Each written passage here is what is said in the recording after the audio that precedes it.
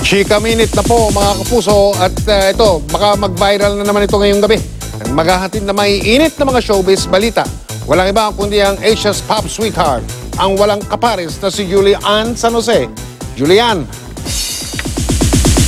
Thank you, Sir Mike. Pilot episode pa lang ng Afternoon Prime series na Haplos. Marami agad pakilig at pasabog na ka-eksena. Makichika kay Aubrey Carampel.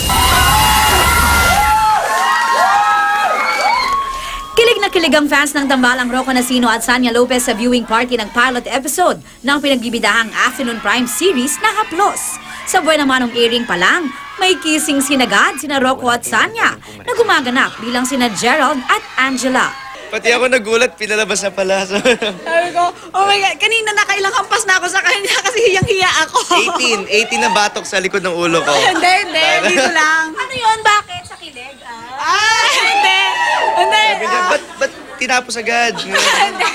Sulit nga raw ang paghihintay ng fans na mapanood muli ang kanilang favorite love team on screen pagkatapos ng Encantadia.